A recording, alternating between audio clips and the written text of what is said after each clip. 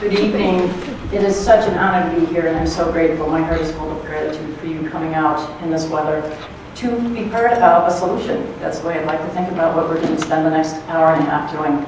As Sarah alluded to, this is a really difficult topic, and it's massive, right? So I actually go to whole weekend, 3, 4, 5-day conferences on violence against women. And what we're going to try and do is to give you an overview of where you can get started and how to start feeling comfortable addressing this issue in your own life and the life of your community. This is a difficult topic, and very often in the audience we are very aware that people might get triggered, and if you need help, I'd like Rachel to stand up.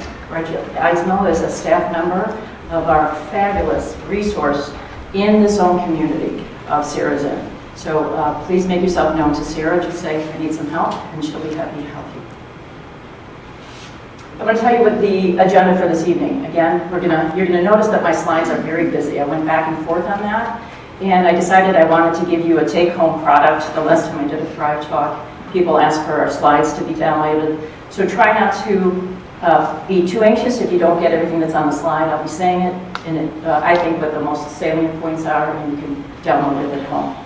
So I'll start with an overview of the problem, okay? And then we're going to invite our expert, Colleen, to do a little bit of a deep dive on domestic violence itself, share what's going on in the community and around the world in our country. And then, as we talked about, we have the great gift of a courageous story to be told that should give you hope, and that's with Ave. I'll come back and we'll go through why we think or why we know what the research says is causing this problem, and then we'll end where we need to go, which is a very hopeful, we know how to solve this problem, and it takes each and every one of us in this room. This is one of my favorite all-time quotes. And if ever there was a problem in the world that makes manifest this issue, I personally believe it's violence against women. So this is a note to all of us that this doesn't happen to someone else's girl, this doesn't happen to someone else's wife, this doesn't happen to someone else's colleague. This happens to us, and we are all in this together. From womb to tomb, who's ever heard that? So as a family physician, and I forgot, I'm so honored to introduce my physician assistant, Latoya, do you want to stand and say hello? Who just also joined the board of Sarah's Inn. And it's kind of a reminder for any of the young women in the room, or those of you who love young women, you live in a community that thinks this is important. Isn't that remarkable? Remarkable enough to have a board of directors say, go, speak, we'll support you. To have someone in the audience help you if you're triggered. So that's a message, that's the first message I want to deliver. From womb to tomb is one of our favorite topics in family medicine, so family physicians like to say that we take care of everybody, from the fetus to the dying and the elderly. And the reason I'm putting this up is after 30 years of working in the community and taking care of pregnant women and their fetuses and dying elderly, I will tell you that it is not an occasional phenomenon that I am dealing with the wounds and the fallout and the consequences of violence against women and children. It is a daily phenomenon. And in fact, I think the universe often gives me an impetus to speak from the heart. So Latoya came running to me in clinic last week, 2 weeks ago, on Christmas break. Christmas break is, of course, when the young women come back and share their stories at daybreak. And I was about to walk into the room where I knew the young woman because she had called before. An Ivy League college student was date raped by another Ivy League college student, a man. And Latoya came running and said, could you please come? Across the hall is a young woman who's been date raped. It was the first time in my career that simultaneously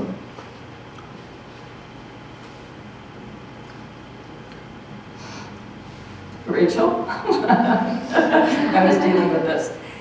At that moment I said, thank God I'm coming and talking. Enough, time is up. We have got to get into the community and tell you what's going on here.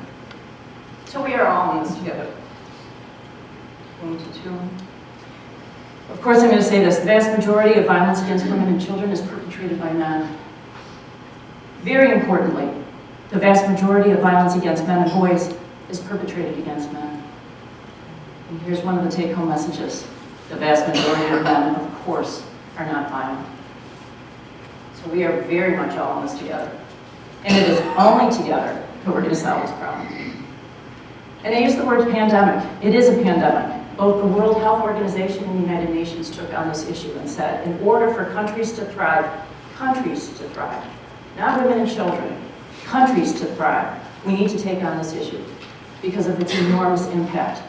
The economic burden, the GDP burden, the health burden, all of this is impacted by violence against women and children. He has become a hero at the end of his career in my life. So this is Jimmy Carter, who wrote this book. I don't know if you can read it. Call to Action, Women, Religion, Violence, and Power. And his quote is, the abuse of women and girls is the most pervasive and unaddressed human rights violation on earth. He squarely takes on the power structures of organized religion, the military, our love affair with violence, and squarely says, in order to eliminate violence against women and children, we have to be looking at ourselves in all of these institutions. This is a quote. This is going to be rough. I'm going to go fairly quickly through it. These are astonishing statistics if you've never seen them before. Around the globe, 1 in 3 women in her lifetime will experience some kind of violence, either sexual or physical, or unfortunately both. In our own United States, what about sexual violence against women? 1 in 3 women will experience it. Strangers don't rape us. People we know rape us.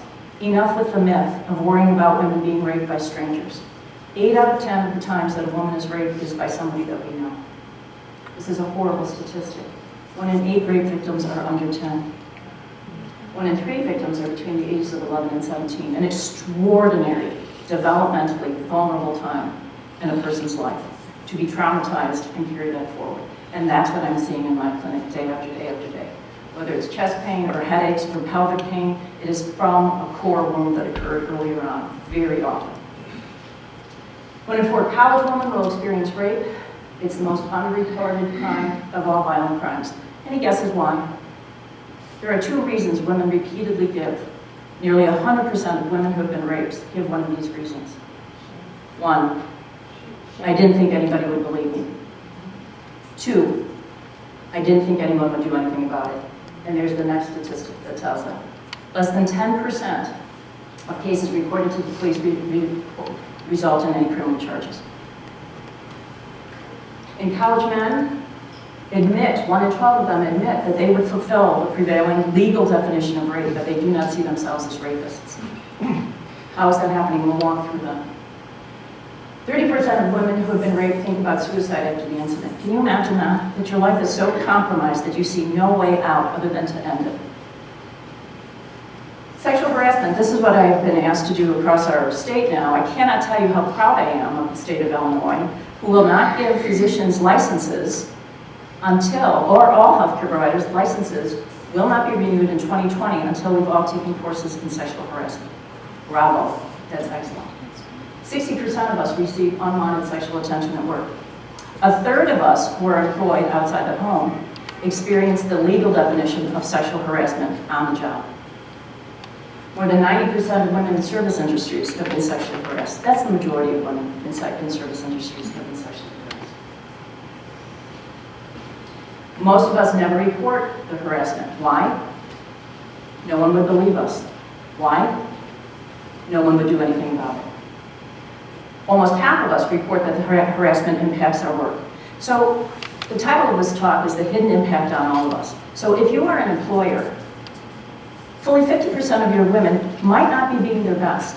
The medical industry got this. The medical industry said, we've got to recoup some money here. We've got to generate money. What is one of the reasons that our staff aren't doing well? Sexual harassment. You want your women employees to be the most profitable? Fix sexual harassment on your site. Women who are sexually harassed on the job are basically 6 times more likely to leave the job. This is a brain drain, especially in academic medicine. Some of the most brilliant young women are giving up because they can't take it anymore. What are the long-term consequences? I already alluded to that my practice is full of this. Full of the long-term consequences. Depression, you can read it on your own. I will tell you, and I keep challenging myself, to date, I have not met a woman who has a substance abuse issue who is not the survivor of some kind of trauma. To date, 100% of them have some kind of underlying trauma. So if we are treating all of these issues and we are not asking questions about their past, we're missing the boat.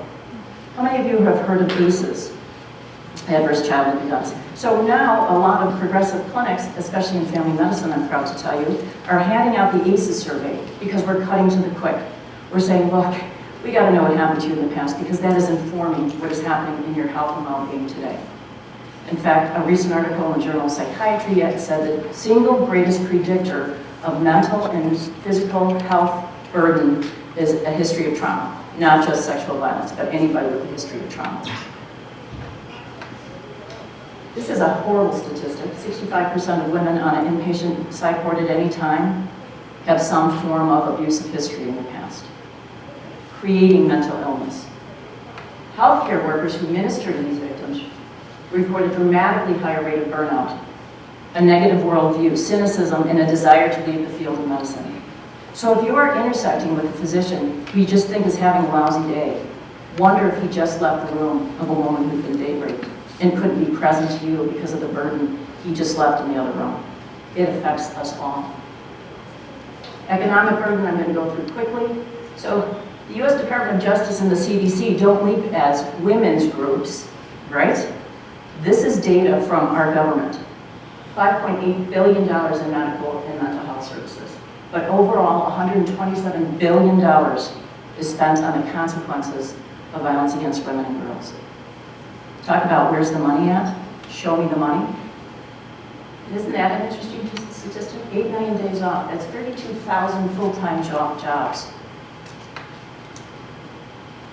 Public health perspective, I'd like to talk about this because several years ago, handful, who knows, I've been doing this 30 years, finally it dawned on me after sending child after child after child, 100% of the patients in my practice are vaccinated. 100% of the kids going off to college get the meningitis B vaccine. I have never seen meningitis B.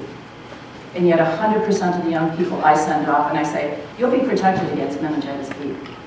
And yet 1 in 4 of these children will be raped and I have no way of protecting them. I used to say, how are you going to protect yourself against date rape? And I've stopped saying that because you can't. If someone is going to rape you, they're going to rape you and there's nothing that you could or couldn't have done to stop it. More the question is starting to become, and I invite all of you to have this conversation, how do we keep our young men from being caught up in this culture? That's important. Don't you wish there were a vaccine? Prenatal screens for rubella, all of us, any of you who've had a baby who've been through the screen. Women die because of domestic violence, have preterm labor, deliver babies who are unhealthy, have all kinds of gynecologic fallout because of violence against them at a rate that's astonishingly higher than syphilis or rubella or any of the diseases that we talk about all the time and worry about. Also, in my practice now, 30 years, how many letters have I gotten sent home about a case of lice or pink eye or strep? The amount of time and effort spent in the public health arena and the nurses and the parents calling our office and my staff ministering because there's a case of lice. Has anyone ever been traumatized by lice? And yet, enormous amounts of energy. I need us all to be starting to think, wouldn't it be great if we sent letters home that went like this? There was a case of misogyny. There was a case of bullying. There's a case of unfairness. There's a case of sexting. Here's what all you parents need to know. Can you help us in this? We don't want this to ever happen again. You can take all the conjunctivitis and lice that you want. It will never touch this epidemic. So what if there were a vaccine for violence against women and girls? All of you are, well, at least you're familiar with smallpox, whether you were around or not. But we eradicated smallpox. It was a public health epidemic. And people said, too many people are suffering, too many lives are lost. We need to put all kinds of energy and resources in it. Today, there is no smallpox anywhere on our planet. We need to do the same. What if we invented a vaccine, and we know what that will be? That's the end of the talk. Which could prevent these precious, loving boys from ever choosing this or this. And it says, roofies, are you thinking what I'm thinking? Or this. Now, let's move into the positive realm and hold a vision of this. And that. And this one. Let's grow more of these men. I'm honored to introduce Colleen. She's going to spend some time talking to us about a narrow focus on domestic violence. She's been with Sirius for 11 years. She's the Director of Education and Teaching. I'm going to leave this up with you. Thank you. I'll be back.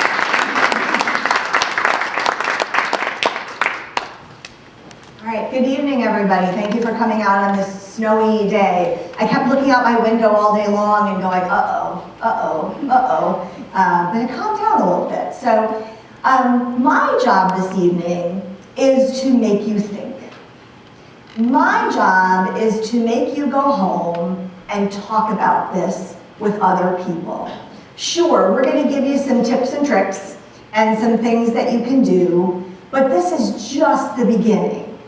When they said, okay, Colleen, we're going to do this in 20 minutes, I just laughed and said, have you heard me speak? I can't introduce myself in under 20 minutes. So we're going to give just kind of the bare bones about where we've been in this thing called the domestic violence movement and where we're at today and what we need to do moving forward. I've been in this work for about 30 years now, and when I first started, I worked at a shelter. I was the overnight staff person at a domestic violence shelter in a very tiny rural community in Iowa where I had gone to school. And as was the case in poor nonprofits back in the days, sometimes we would have notes on the door of the shelter that was like a little old house that was like, you didn't pay your electricity bill and things like that. And so one morning, my boss was coming in to relieve me at 7 a.m. and she walks in with this thing and she's like, oh, this was on the door. And I said, what is it? And she said, oh, it's a going out of business sign. And I was like, what are you talking about? And she said, no, wouldn't that be nice? Wouldn't that be nice if we could put a going out of business sign on the shelter door? And I had never really thought about it before, that I had gotten into this work, quite frankly, to put myself out of work. Now, I'm not sure what else I would be qualified to do, so I'll have to think about that in the next 10 years or so. But thinking about the domestic violence movement, we have also called it the battered women's movement. Now, when you name things like that, what that says right away is, if you are not directly impacted, if you're not in the title of what we're calling this thing, no need to apply, right? So unfortunately, we set ourselves up to be in a bad space by saying, this is the battered women's movement. Now, we didn't know that's what we were doing back then, 40, 45, 50 years ago. But there's also a good reason why it was done that way. The reason is because nobody else really cared. Let's be honest, right? The domestic violence, the battered women's movement, the rape crisis movement, all of these social movements were started by the victims that were being impacted, right? Not by politicians, not by our churches and institutions of faith, not by our schools, not by our business community, but by the people that said, hey, this happened to me, it's not okay, somebody needs to listen and do something. And back then, the only people that were listening and doing anything were the same people that needed someone to listen and to do something. And that's really how our movement got off the ground. It was people who'd been impacted that said, let's go fundraise and have a hotline. Let's build a shelter. Let's do something. Let's get this done, right? Our work at first was focused on safety, as it should have been, right? Focused on safety. Women and children were being harmed and killed in their homes with their families. We have to address this immediate need. And we did. And we did. We built shelters. We created hotlines. We changed policies and laws. We shouted at the top of our lungs that people needed to pay attention. And safety became more noticeable, and we achieved safety. But one of the things we missed in doing that was thinking about, why did these victims need safety in the first place? What was going on with people who were choosing to perpetrate against them? We lost that piece early on because we were so focused on safety. The right thing to do, but it caused an unintended consequence. We did a great job at focusing on the criminal justice system. Illinois has one of the best domestic violence laws in the country, It is comprehensive. It's really good. We did a good job with that. 1986 was a good year in Illinois, right? No more of this law enforcement showing up and saying, go walk around the block if someone who has perpetrated, right? We don't see that anymore. Now, our criminal justice system is still filled with people, and people sometimes don't execute the laws and the policies the best way that we want them to, right? So there's still a lot of work to be done there as far as training and really having people knowledgeable about the experiences of victims and perpetrators. But we made great headway in the last couple of decades, right? Great headway. The domestic violence movement was also, we borrowed from other social justice movements, right? When you think about it, violence against women, gender-based violence, domestic and sexual violence, kind of whatever label you want to put on it, it's all about power and control, and somebody or somebodies has power and they want to control you. That's what gang violence is about, right? That's what community violence is about. So that's what racism is about. So we really have a lot in common with all of these other movements that we have not really joined up with, right? We have not really paid attention to. That's one of the things that we're starting to do at Sarah's Inn is think about how the types of violence that we're fighting, these power and control-based violence, how they are very similar to other things, and partnering with organizations that are working with young boys and men to help them get out of gangs and things like that, right? That is all the same kind of thing. No matter what the power is, you're in a movement to try to get power. And so we really have learned a lot from those other social justice movements. But, you know, when you look at Marian's statistics, you might think, what y'all been doing for the last 40 years, right?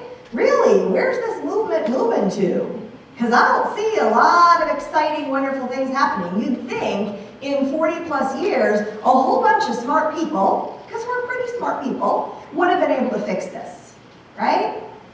Well, one of the reasons why we haven't been able to fix it is because we don't have the power structure backing us up, right? Again, just like any other social justice issue, just like racism, just like heterosexism, just like a fear of trans folks, if the people who are in power don't step in and say, yeah, this is important to me, I'm gonna lend the power that I have to this issue, we'll still be circling in 40 years. Now, I'm not saying we're not doing anything, right? We're obviously doing a lot. But we're not putting Sarah's Inn out of business in 40 years if the power brokers don't step in, right?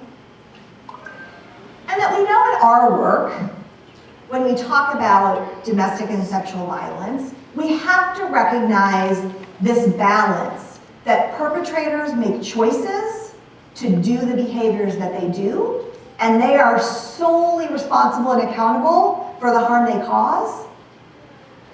And they didn't grow up in a silo, right? In a cave, under the ocean somewhere, in darkness, right? They grew up here with us. Perpetrators have been socialized to do the violence that they're committing, right? Maybe not the physical violence and the extreme harm that we see, but certainly all the types of violence that lead up to that trip to the emergency room, right? That lead up to that phone call to the police. So while folks make their own choices, we really have to start thinking about and focusing more that vaccine that Marian spoke about, right? That vaccine is us, right? It is all of us here in this room. Did you know you were that powerful when you walked in the room tonight? Did you know? You are, right? You are that powerful. We are that vaccine, right? I want to show you a teeny tiny little clip The actual clip is not available anymore because the Cleveland Cavaliers got smart and realized, oh, we have to scrub this from the internet. So I'm sure there's smarter people than me that know where to find the stuff that other people scrubbed from the internet, but I'm not one of those people. So I have a little news clip here. This was a couple of years ago. Who knows the movie Dirty Dancing? Right, Patrick Swayze and what's her name, and they're dancing, and she runs up into his arms, and he lifts her in the air, right? And then a couple of years ago, there was a great little commercial from United Healthcare, and it was a middle-aged couple, and they were doing the Dirty Dancing dance, and they fell and they got hurt. Well, this is the Cleveland Cavaliers did a spoof of the spoof, and they showed it at their stadium. So this is a news report about that, and we'll be able to see some of it.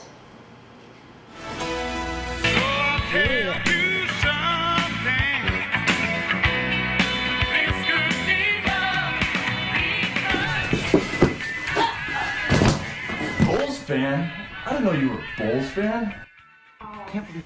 All in or else. This video shown at last night's Cavs game is creating a whole lot of controversy. Some say it makes light of a very serious issue. News Channel 5's Kristen Vogt showed the parody video to people in Cleveland. Kristen, a lot of people not laughing about this. That's right, Chris. It is really causing a stir across the city and the country. The video aired at the game here last night, and now the Cavs are backpedaling on what they say was supposed to be a humorous spoof on a popular movie. It was a moment that caught Ed Wade, a Cleveland municipal judge, by complete surprise. I mean, he picked a woman up and just threw her. I mean, that's violence towards women. Cleveland resident Jamisha Hale felt the same way. He could have catch her and gently put her down and still say, baby, we all in, Cavs versus Chicago. The video debuted in front of an arena full of Cavs and Bulls fans last night during a timeout. It was a spoof of the Dirty Dancing movie and a spin-off of a United Healthcare commercial. And it portrayed a man, a Cavs fan, throwing his woman to the ground when she reveals that she's a Bulls fan with a team shirt on. This is how the 1-minute video ends. I thought you were all in. Well, I'm all in now. At the end, she has a Cavs jersey on. Now, she's not wearing that Cavs jersey of her own choice. She's doing it because she might have been scared into it, coerced into it, intimidated into it. Tim Bainline works for the Domestic Violence and Child Advocacy Center in Cleveland, an organization that has a close partnership with the Cavs. It kind of goes against how we know the Cavs to be. No. We went to Cavs headquarters today to ask about the video and the decision to show it, but their staff declined. Instead, they sent this apology statement. This statement from the Cavs says the video was not intended to be offensive, and we spoke to some people today who did not find it offensive. In fact, they thought it was funny. Live in Cleveland, I'm Kristen Vogt, News Channel 5. I think the most significant part of that little piece is at the end where the news reporter says, you know what, a lot of people just thought it was funny, right? A lot of people just thought it was funny. My sister lives on the East Coast, and so my phone rang at 6 o'clock in the morning with her saying, turn on the television, turn on the television. She said, you know, when you used to teach those perpetrator classes and you'd bring those videos home and watch them, and I would watch them with you, that's what that was. And it's true. You couldn't have scripted domestic violence any better than that, right? Here's this woman who, you know, she's got the apron on, so she's covering up the Bulls t-shirt, and then all of a sudden when her partner sees something that he doesn't like, he uses violence, right, to try to control her. And at the end we see the violence worked to control her. Because now she's wearing the Cleveland Cavaliers t-shirt, and she says, oh sure, I'm all in, as she holds an ice bag to her head. I don't know how anyone could think, oh, that's just funny, right? Even if you're one of those folks that thinks, I don't know anyone who is really impacted by domestic or sexual violence. None of my friends, none of my family, none of my neighbors, none of my relatives, none of my coworkers. Nope, I don't know a single soul. I still don't know how you don't think, that's wrong, right? That's not something to laugh about. That's the kind of stuff we're up against. That's why 40, 45, 50 years later, we're still moving, but we're not where we want to be, right? This is the kind of thing that we all have to take responsibility for, saying no, it's not okay.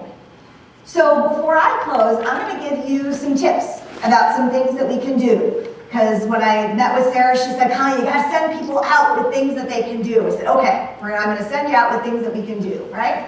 So what are you going to do? You can certainly support people who have already experienced this type of victimization. You can be a good bystander, and we'll talk about what that is. And you can be a part of social change, where things like that don't happen in real life or on a TV screen, right?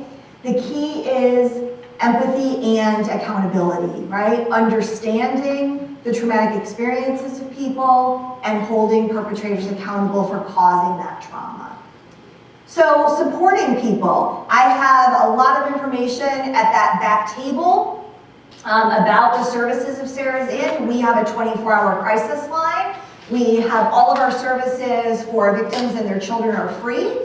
You can go to our website, www.sarahsin.org, and you can find out all sorts of information about all of our programming. If you're not from right here in Oak Park, we have satellite offices all over the western part of Chicago and all over the western suburbs. So we will make it work. If you need us, we will figure out a way to be available to help you. If somebody does not want to participate with us, there's still things that you can do. There's a great website. There's an organization called Futures Without Violence, and they are a national advocacy organization. And part of their website is called Changing Minds. And so if you want to look that up later, it's pretty easy to find. You can just find Futures Changing Minds, and you'll come up with it. And they talk about the idea that traumatized people, you know, we could go into a whole half-day seminar on what happens to our brain when we get traumatized and when we have repeated trauma, like victims of sexual and domestic violence, but we don't have time for that. So I'm going to tell you, here's some key things that we can do to help people who are traumatized. And Futures calls them these 5 gestures that heal. Celebrating people, recognizing that they are more than just the traumatic experiences that they have endured. This is one of those things where at Sarah's Inn, when our kids come in for support group or for counseling services, we always want to know what's been going on with you. And we pay attention when they tell us that they were studying for a big test or they have a big t-ball game coming up or whatever. And we check in with them. How did that go? That's great. Oh, your mom or dad told me you did so well. We're so proud of you, right? That they don't have to be just their trauma, right? There is a lot more to celebrate about them. Comfort. Sometimes you just sit. You just sit with somebody. Hold their hand, give them a hug, pat them on the shoulder, right? Now that might be uncomfortable for some of us who feel like I'm supposed to be doing something, right? I'm supposed to be doing something. There's got to be an action here for you to get safety or for you to get better, right? That's empathy, folks. You are doing something, right? I'm sorry. I'm sorry that happened to you. That's a big deal, right? That goes along with listening, right? Again, as Marian said, why don't women report? Because I don't think anybody's going to believe me, and I don't think there's going to do anything about it. Right? That's all about people not listening to the experiences of violence that women have been having in this country since the dawn of time, right? We don't listen when women tell us about the violence they have experienced. We need to start listening, right? Collaborate. I think about a time when I was a little girl. I was probably about 11 or 12 years old. My sister is a couple years older than me. And we were babysitting our little cousins. And my grandma was not the babysitting kind of grandma, but she was there for support, just to make sure that, you know, nobody died. And so my little cousin, who was about 2, had been playing outside all day. She was covered in mud and dog hair and all sorts of stuff. and it's getting ready to be evening time, and I looked at her and I said, okay, are you ready for bath time? And Graham just walked over and kind of moved me to the side, didn't say anything. She looked at my little cousin and she said, it's bath time. Do you want toys or bubbles? Now, my grandma wasn't a big explainer, but later in life I figured out what she was doing, right? She was basically teaching me that you can't give people choices that you're really not giving them choices about, right? So when folks are traumatized, you can't say things like, well, if you call the police for certain everything is going to get better, right? Because they'll make an arrest and there will be a prosecution and this person will be out of your life forever. That's not the way it works, right? So we have to collaborate with people. We can't take over for them. We can't do it for them, right? We can't give them false hope and false choices, right? And inspire, especially with our young people. There is more to life than the danger that you are in right now, right? That's why all those programs in the 80s and 90s that took kids out of urban areas and brought them to things like museums and all that were really good.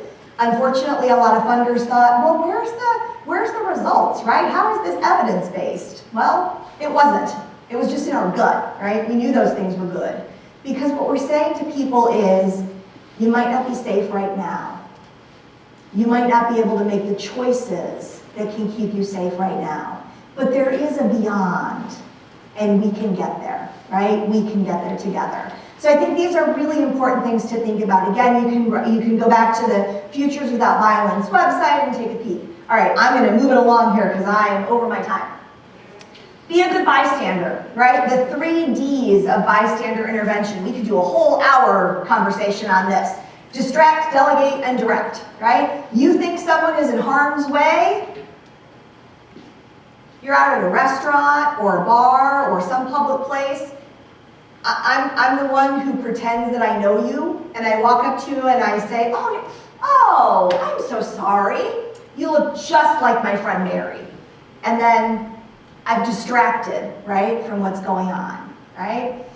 On college campuses, all the young people talk about, how they would do that out in public or in the frat houses. I remember a story of a young man who told me that he saw one of his fraternity brothers walking upstairs in the frat house with a woman who looked like she could barely walk, right? She was clearly intoxicated, was not in capacity to consent.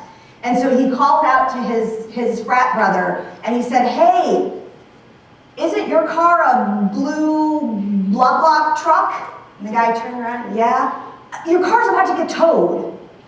And the guy left the woman on the stairs, ran out to see that his car was going to get towed, and this kid safely got her home, right? Bystander intervention is about the immediacy, right? It's not about the long term and the future. It's about the right now. Delegate, call the police. Get somebody else involved if it's something that you don't think that you are able to handle on your own, right? If you live in a housing area where there are rules about things, you can get somebody involved. I always say to my kids on college campuses, that's what your RA is for. You can get people involved, right? So delegate to someone else in a position of authority. And finally, be direct, right? Is everything okay? Right? How do you feel about the way I just heard so-and-so talk to you? I think I might be upset if that was me. How do you feel? Is there anything I could do for you? Okay? Being direct. That's when violence is already happening, right? But again, we're the vaccine, right? Not the Band-Aid. We're here to be the vaccine. We can be a part of that culture change. So at the back table, I have action cards, right? Simple actions that you can take. I'd encourage everybody, pick one up before you go home. They're things like, talk to your friends and family about this kind of violence, right? Especially our young boys and men, right? Go to your your church, your school, your PTA, your neighborhood association, whatever it is, make this a topic of conversation. Okay? Don't let somebody use sexist or misogynistic language around you. Tell them no, it's not okay. Right? So there's a lot we can do, right, to be a part of that culture change. We just have to think about ourselves as being in positions of power, right? Because we are, right? We can't just let it go and say, I'm not law enforcement, I'm not a politician, I'm not that person's mother or father caretaker, right? We all have the power in us to make change. Thank you.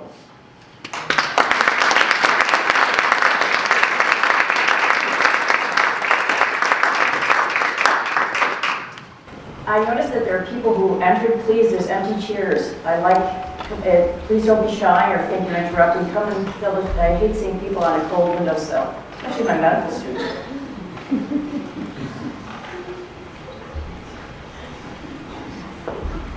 So the slide that's up says it's all.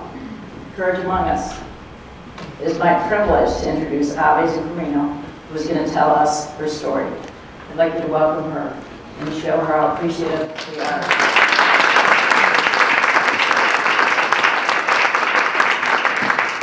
The enormous courage this takes and her generosity of heart to do this for us.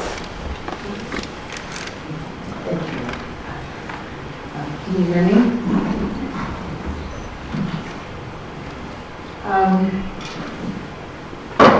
When Marian first asked me to speak tonight, she gave me 3 questions that she thought would be important for me to address. And I thought the most important one, and one that I know is the most difficult to understand, is why did I stay in a relationship? And in order to answer that, I need to give you some background so you understand. As you can probably tell from my name, I'm Italian American. And after the summer after I finished college, I went to Italy, to my hometown, where the same house where my mother had grown up, where my grandmother was living, and my aunt and some of my cousins. And, thank you.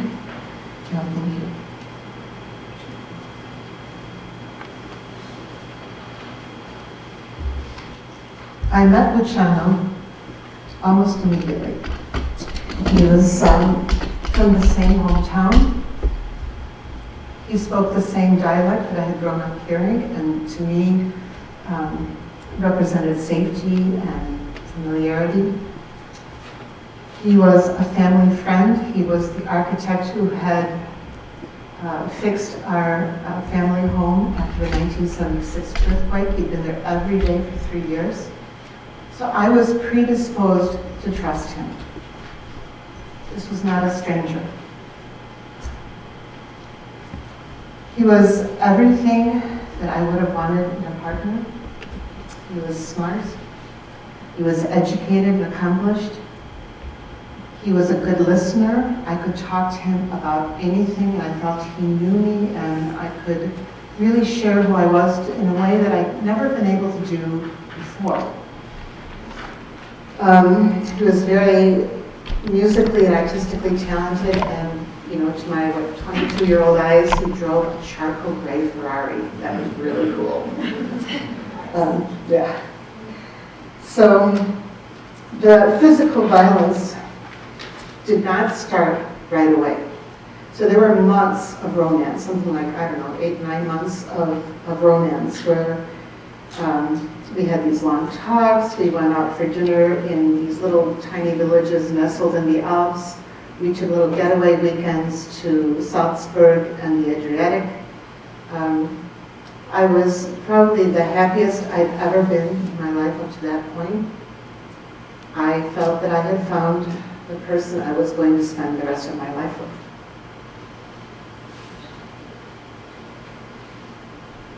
At the same time, Luciano began a slow separation isolation of me from my family and friends. So the fact that I was in Italy, I was away from my mother and my sister, the people who were closest to me, my closest friends. So I was already isolated.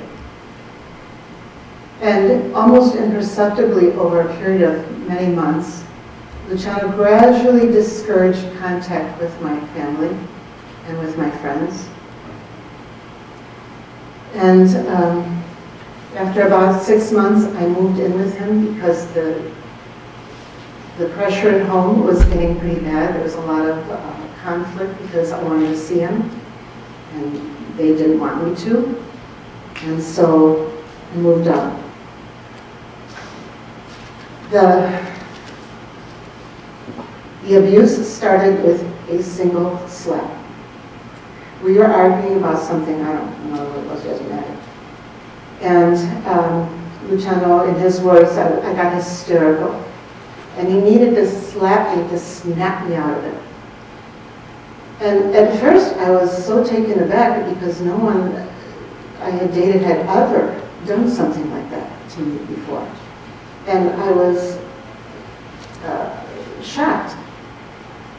And he explained, and talked about why we needed to do it. And then I thought, well, I've seen movies where that happened, where the person was really upset and they snap out of it. I thought, okay, so, all right. And then I thought about my father who spanked me when I was little, and I thought, I remember him saying, I'm doing this because you pushed me to do it. I don't want to spank you, but I don't have any choice. You made me do this. I thought, all right, I was out of control. And I accepted the rationalization. And once I did that first rationalization, it was over. Because the violence from that day forward escalated very rapidly in intensity and frequency.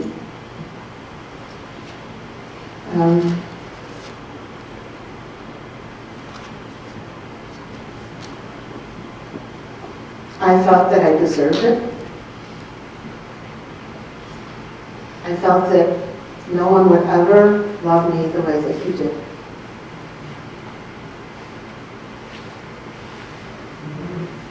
He tapped into my insecurities, my fears, my regrets, and he manipulated them so that I really believed I was the one that was at fault. Absolutely believed it, as hard as it is to admit that.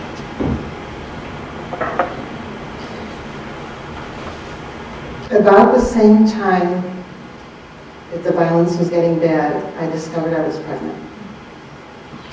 And that had the effect of making me even more dependent on him, and more isolated, and more at a loss of options. I couldn't go to my family and Italy. This is not something back then you did. You didn't get pregnant without being married. Not there. And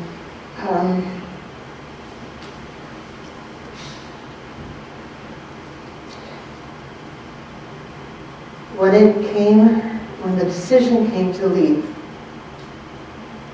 it was only temporary. So I was about 3 months pregnant. I had decided to keep the baby. And I was waiting. I was waiting for my mother to get there. My mother was scheduled to come in 10 days. And I was holding out because I thought if my mom could just get here, somehow magically she's just going to fix everything. Okay, so I wasn't thinking very clearly. And this one particular day, the violence had gotten so bad that it basically started from the moment he woke up to the moment he went to bed. All day long, every day. And this one day, he had his hands around my throat and was choking me. And I started to lose consciousness. And it occurred to me that if I didn't leave, that I might not make it to my mother back there. And so that was a Tuesday. We bought a ticket with the last of my money. Thursday, I left without saying anything to anybody. I left my clothes there because I was going back in 10 days. And I got home, and once I got home, the decision to leave became permanent. My sister and mother came to pick me up at O'Hare. They had heard from Luciano that I was on my way home. My sister walked right past me in the airport and didn't recognize me because I had lost so much weight. And they brought me home, and I was wearing always long sleeves and long pants, even though it was August, it was very hot. But I was bruised throughout my entire body, and I didn't want anybody to see. I was really ashamed, and I didn't know how to deal with it. And one night I was getting dressed for bed, and my sister came in, and she saw the bruises, and she said, "My God, Ave, what happened to you? What is that?" And everything came out because I hadn't told my family. And so my family went into crisis mode. So they hid my passport so I couldn't go back. And they took me to see a counselor every day. And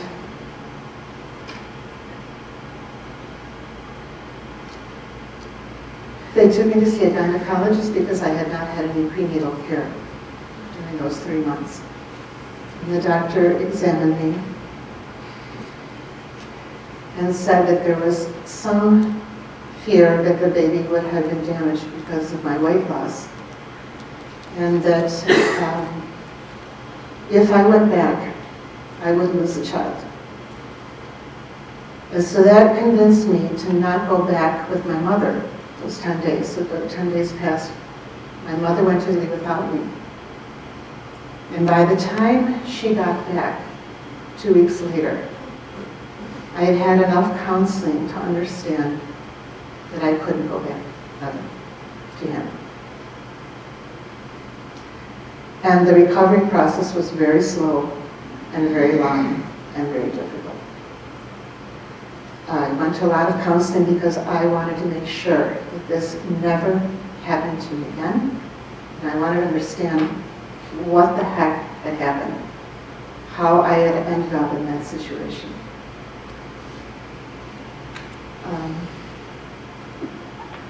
After 3 years, I met my husband, who's sitting right there. And when my daughter was 7, we got married. We adopted Kathy. And we bought a house in a park. I have a son. I got an MBA. I started a landscape design company that is still going today after 14 years, successful. So what I want to be today is the voice of hope. I am living proof that you can survive gender violence. We are not alone. There is help out there for us, as we have talked about. There is a way out. Thank you.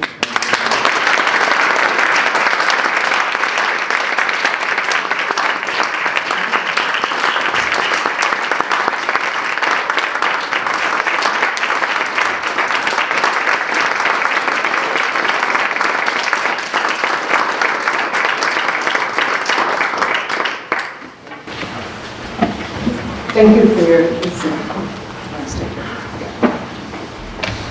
So let's all take a deep breath in. That was powerful. Send Ave some love, her son, her husband, within these beautiful radiant lights in her life. Thank you. Okay. Anybody need to get up and stretch?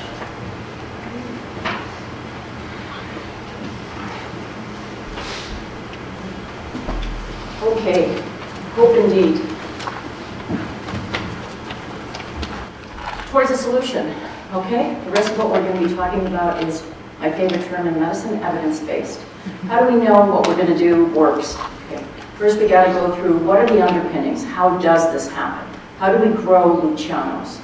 Take perfectly innocent little boys and turn them into people who make choices to beat their wives or to rape girls and women. This actually is my slide that I use with physicians, okay? And very many of the physicians, you all came here because you wanted to, and bravo for that. But many of the physicians have to come and be licensed. And I tell them, where is it that we start? What's the invitation? You all have to be here. What's the invitation? The first thing is to recognize these are not isolated events. Violence against women and girls is a cultural phenomenon. It is embedded in the culture you and I live and breathe from the moment we first take our first breaths at birth. For cultures to change, awareness comes first. Clearly you're all aware. Very often I have to get my physician colleagues to come and be aware. But I do want you to think about all the other movements. If you are feeling that these stories are too big, these statistics are too impossible to get your arms around, think about all the other movements that we have changed. From slavery to women's suffrage to LGBTQ rights. What do they all have in common? That the people who were not marginalized, the people who were not abused by the system said, enough. We name this as wrong and we're going to work against it. You don't have to be politicians or powerful. You just have to be. I hear a lot, I'm not good at it. You don't have to be good at it. Just get at it. What is it about our culture? We're going to go through things quickly. I can slow down if you need me to. Our culture teaches two things to boys. First of all, we teach them to reject all things that are female and feminine. And this starts at about age 6. If you were on a playground and you were blinded by clothing and everything else, you could not pick boys from girls. They're joyful, they're laughing, they're hugging each other, they're sharing, they're giggling, they're laughing, they're crying. They look the same. By the time a boy child enters first grade, usually around the age of 6, he begins to understand what he should and shouldn't be doing as a man.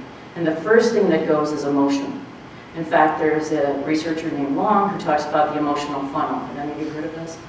So very quickly, we teach boys at a very early age to suppress all of their emotions except for anger, pride. So that when boys start to feel something, we say, don't feel that. But you are allowed to feel anger. So unbeknownst to them, they begin to funnel their emotions down. And very often, in extreme cases, they have lost touch with feelings. And the only thing they can feel is anger. And have lost touch with empathy. That what they live and breathe is what they've been taught as far as men don't do X, Y, and Z.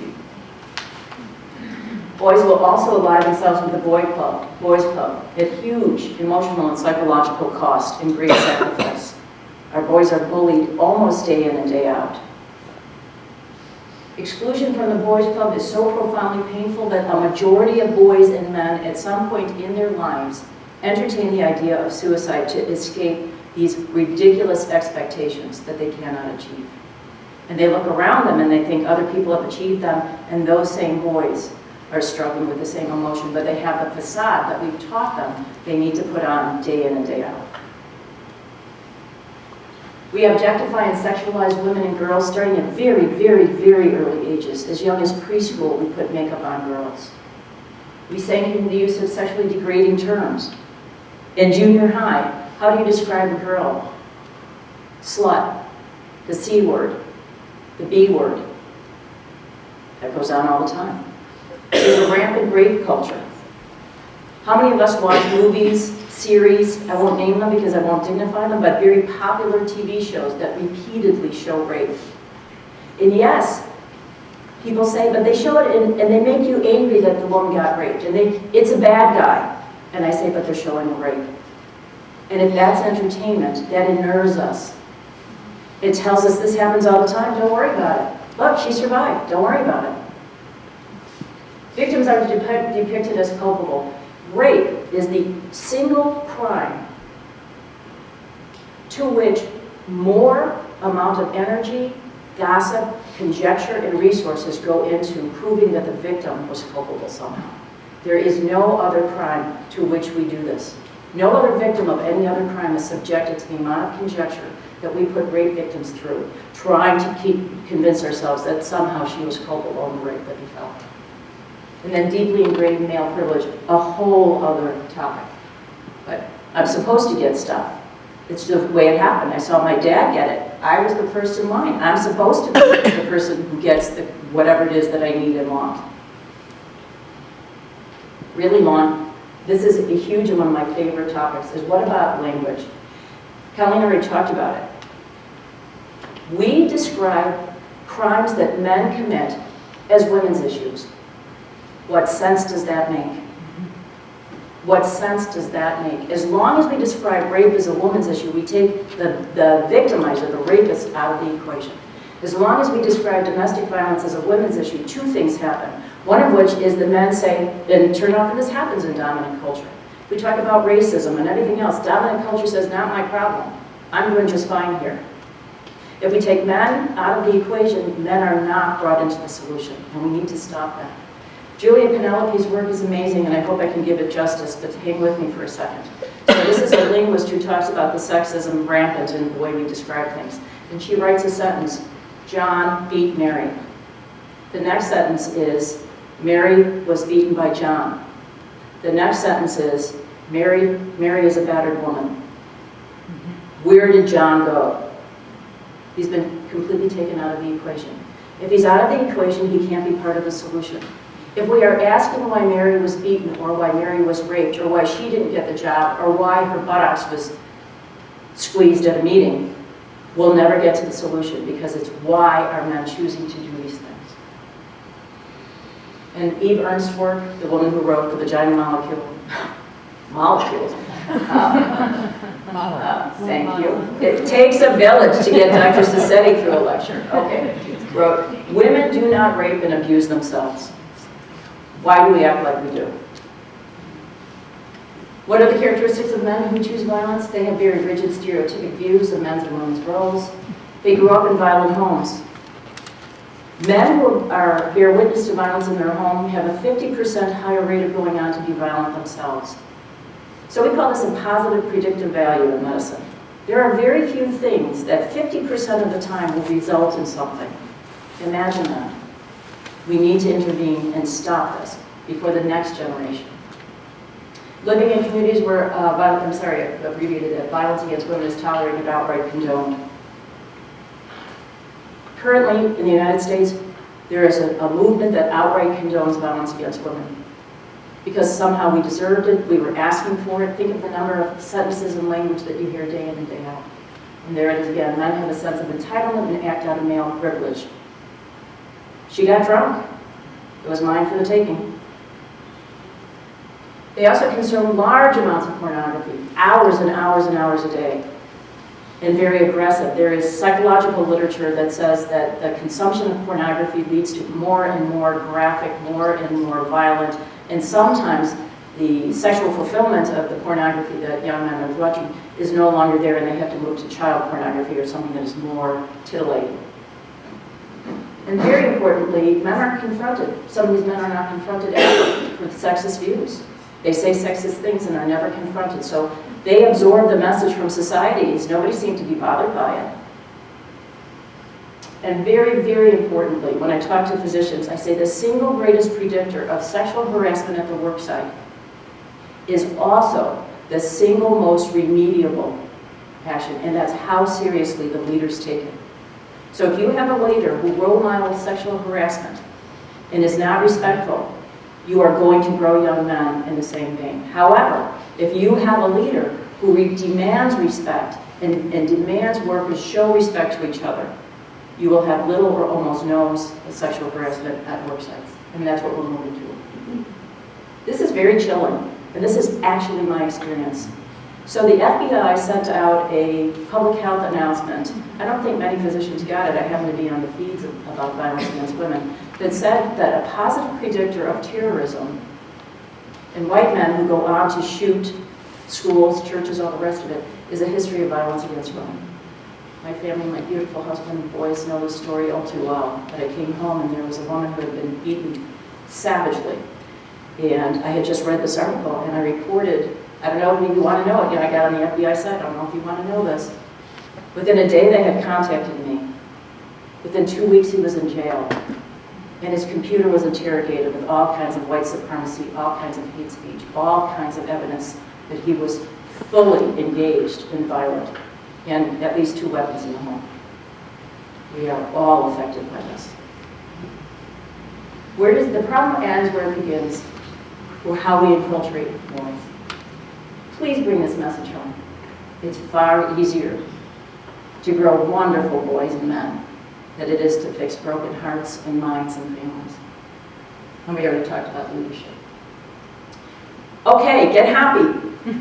This is what's working, okay? It is my great privilege and honor to talk about the JAMA pediatric article. So there's 2, you probably are aware of it, 2 leading articles that every physician in America bows to. It's either the New England Journal of Medicine, or it's the Journal of the American Medical Association. These 2 are tablets handed down from a mountain, and what goes into these are usually very, very highly peer-reviewed, very excellent kind of research. We have our first outcome data on what Colleen was talking about, which is the program called Coaching Boys to Men. Finally, physicians researched and found outcome data that is astonishing. Introducing a training program by coaches in junior high schools for half an hour a week, I believe it was for 13 weeks, 10 to 13 weeks, resulted in a 76% reduction in violence against women and girls. That is astonishing, people.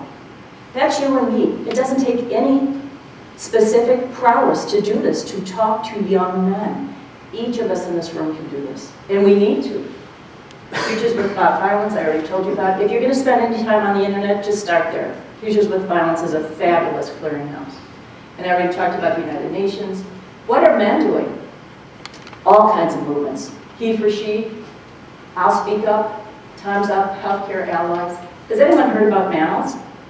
So some of our leading researchers, some of the most cutting-edge physicians in the United States, from the hallowed halls of the Ivy League and the top schools, are saying, I will not come and speak if you don't have a woman on your panel along with me.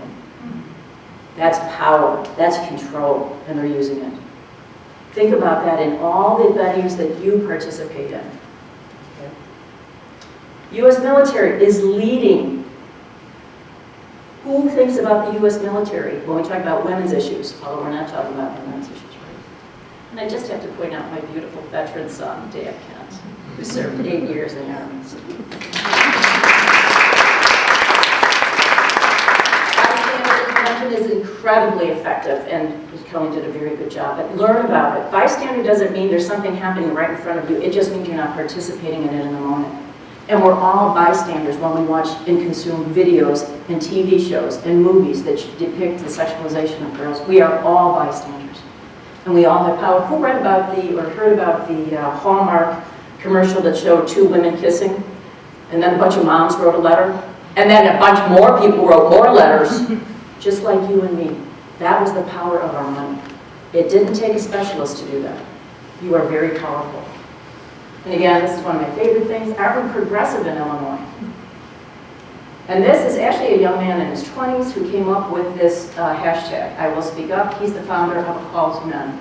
This is his direct quote, only men can end men's violence against women. It begins with men becoming more aware and starting to understand that they are the solution. And this is just, there's tons of this on the internet. Be the kind of man you'd want your sister to be with. Well, all of us are in this together. Okay, what not to say. Please, never put this in your lexicon again. This word is heard every day in junior highs and high school. Every day. It is the single most toxic thing you can tell a young man. The single thing he will spend all kinds of energy and time trying desperately not to be. Don't watch abuse without stopping and calling it out. This is one of my family winces when I talk about sports because I never get it right. But pretend you're watching a football game and get really angry because the other team scored. Get really angry that you're watching a rape scene. Let everybody in your house hear, what? The way I hear, what? When the wrong team makes a touchdown. Got it right, landed it. Don't patronize institutions and products that use and objectify sex to sell products. Please don't. You're powerful. There's too many options. You tell me there's one soap brand that sexualizes women, please don't buy it. Don't laugh at jokes. If you're in a crowd, don't laugh. If you're even more empowered, say, that was really offensive. Don't listen to songs. Who heard of Blurred Lines? Rap song that our boys are listening to? Don't ever belittle service personnel. Why did I put that up there? Because young people watching us use the power of being at a table and paying money, says when you do something I don't like, it is my right and privilege to belittle you, and belittle you in public, and belittle you for the purpose of getting what I want. You didn't bring me what I want, you use a word or a phrase that's degrading, now go get me what I want. That's powerful imagery that young children are bred with. But not to do. Don't perpetuate institutional or religious cultural prohibitions against women and girls. Wait a minute, my daughter can't do this, but my son can? No thank you, we're leaving. Can you picture doing that? Don't speak passively, we already talked about this. Don't talk about a battered woman. Don't say every 3 minutes a woman is raped. Say every 3 minutes a man violates a woman and rapes her. Don't remain silent. We're about to celebrate Martin Luther King Day. Who knows his fabulous speech about, or his phrase about silence? In the end, it is not the words of our enemies, but the silence of our friends that will matter. Silence is an implicit sanctioning of what's happening. If I don't speak up, the message to people around me, it's fine with me, didn't bother me, not my problem, she's not my sister, not my mother, that waitress isn't mine. Don't remain silent, and you don't have to be empowered not to remain silent.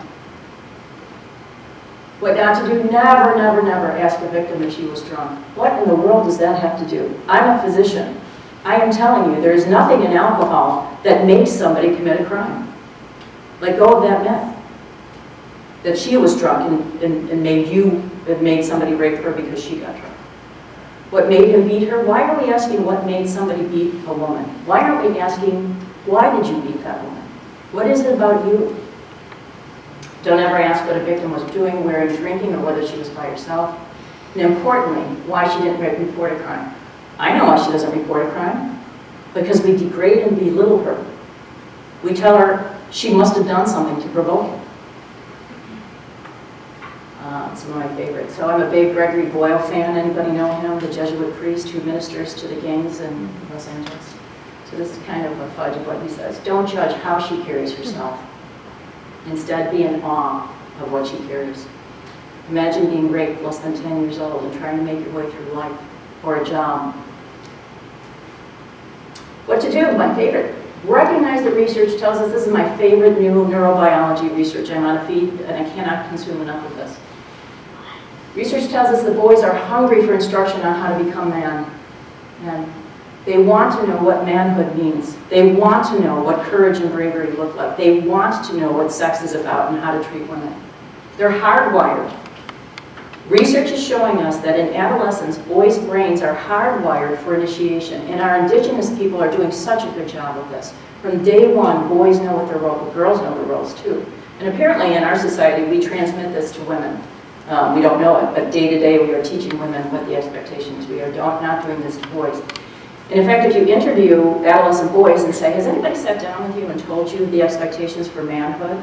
How they think you should treat a woman? What sex is about, what bravery and courage? The boys will say no. If you ask their parents, the parents will say, yeah, sure, I've done that. Somehow we think we're doing it for young men and we're not. Please read this line. If we don't teach them, the locker room will. Hollywood will. Pornography will. Sexting, rampant in junior high and high school. This is where boys will go for an answer. It's not enough to tell young men not to rape. We have to say, we're here to help you when you're navigating all this stuff and being bombarded by all this stuff. I have a beautiful young man, Sam, who got sexting. By the way, by the time a boy graduates from 8th grade, 100% of them will have seen sexting, whether they wanted it or not, or pornography coming across social media. Turned his phone over to his mother and said, I don't want to see this, I'm not ready for this. Telling boys not to rape isn't enough. They know not to rape, but nobody's talking to them about how to be men, what the expectations are, how to be with a woman. because they're absorbing simply, don't be a pussy. What to do? Celebrate the men and boys in your life. Yay! And I don't mean we celebrate a lot. Everybody has birthday parties, right? I'm saying celebrate the uniqueness. One of my favorite lines is the universe has been around for 14 billion years, plus or minus. And never has there been a you. And never will there be a you. You have purpose in this universe, just as you are. Create safe spaces for boys and men to show emotions, tears, fears, and insecurity. A boy will do almost everything not to cry. Create a space where you said, cry. Yeah, I'm going to cry with you. This is hard stuff. This doesn't come easy. I feel bad for you that you're up against this. Start conversations when confronting violent images. It's not easy to do this, but just start a conversation. What was that like for you? What was that like when you saw that image of a girl being raped? And then very importantly, what do you think she felt? What would you have felt? What would it have been like if that happened to you? Get them talking about it. And importantly, I would put role model first. I should have changed the slide. Role model, fairness. You're at home and you say, I'm making a point of making sure that everybody at this committee meeting gets heard. And I'm starting with Colleen first because she's the only woman in the room. I'm going to make sure everybody knows that fairness counts and everybody's voice counts. And I'm creating the space and role modeling that everybody's important. Role model kindness and compassion. Boys are hungry for this. Reward and thank boys and men over and over and over and over again for being kind and compassionate, for being brave enough to cry. And that's a sentence you can use. It took a lot of courage. I say this over and over when a young man breaks down in my office. Of course, one of whom I had today. It took a lot of courage. Thank you for trusting me. This is a big deal. Take your time. I'll be okay. No, you won't. And I don't expect you to be okay. We're in this together. That kind of language, over and over. Practice it. Let boys know what you think courage and bravery is. Come up with your own definition. Okay? It's not holding a woman down and getting some sex out of her. Have recurring conversations and clearly state your expectations. Son, I expect you at every point while you're in school to be treating everybody with kindness and respect. I know that's not cool. I know everybody's not doing that, but that's my expectation for you. I will be proud of you when that happens. Over and over. You don't just say it once, right? It's over and over. The amount of time and energy this community alone spends on ACT prep, right? The amount of tutoring and getting our kids better ACT grades. What if we brought a tutor in to teach our boys and we said, okay, I'll teach you to get a better grade on the ACT. First essay is how to treat women and what the solution is. Then we'll move on to math and science and reading and everything else. Preparing them for an ACT is one day in their life. We need to prepare them for the rest of their life. Acknowledge that this is hard. We cannot expect boys to do our work. It is our job to help these boys do it. Expecting them to float against the horror, the toxicity that adolescent boyhood is like isn't right for us. We need to partner with them and be in solidarity. I know this is hard. I know every day you're up against it. I still expect you to be kind and respectful. And every day that you come home hearing the P word, whatever it is, I'll be here to listen and support you. You with me? What to do? Okay. I left out my slide that says, the single greatest predictor of success in a woman's life often is a man who says, go for it, shoot for the moon, dream, be as big and wonderful as you could possibly be, and doesn't reward her for how beautiful she is, or how thin she is, or how her marriage prospects. So we have to start rewarding and expecting girls to excel and be their best selves. Remind every girl and woman you know how precious she is, and to expect respect and fair treatment always. When you go to college, it is my expectation that everybody you intersect with will treat you with kindness and respect. And if that doesn't happen, my expectation is you won't intersect with them anymore. And that's really hard. And I know it will take a lot of courage on your part. But you can call me 30 times a day if you need to, because I remind you about it. Let everyone who frequents your home know what you stand for. I always say in my practice hearing what your kids say about you behind your back. What is it that you want them to say about you behind your back? And then be that. Be the person on the block who hears, better not say that in front of Mr. Kent. He will not stand for that kind of disrespect of women. Right? Be that person. Make your home a judgment-free zone for children's insecurities and fears. You have a group of kids coming over, use that time, go down in the basement and say, no, you don't want to hear this, but here's what I need to tell you. Y'all are precious, you're perfect, and you're swimming against a lot of toxicity. And I'm going to tell you, in my house, I will never judge you. If you get into trouble, this is a safe place for you. You can ask me any question that you want, and we'll talk about it. It's not going to come easily, right? You're going to do the, oh my God, how do I do this? The same way you did everything else. The same way anytime we do a new thing, we have to practice it. Be intentional. Tell every girl and woman you meet you will never blame her for any crime. Like I said, when I used to send girls off to college, I would talk about how do you prevent date rape. I said, look, if it ever happens to you, this is a place where I will never blame you. There is nothing that you can do or can't do that will prevent a man from raping you. Know that. Tell every victim you believe her and she has nothing to be ashamed of. And then I want to end with this. Hold a vision. What is your vision of what you want out of boys and men that we're raising together? What is your vision out of what you want for girls and women? And go for it. There's nothing stopping you. March 8th is International Women's Day.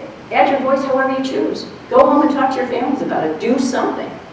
Whether you just put up a sign in your window, or you go to work and you say, I just want to remind you, I really want to show you respect and kindness today. Congratulate yourselves for being part of the solution. Show yourselves kindness and gratitude for the unique gifts each of you offer. And thank you.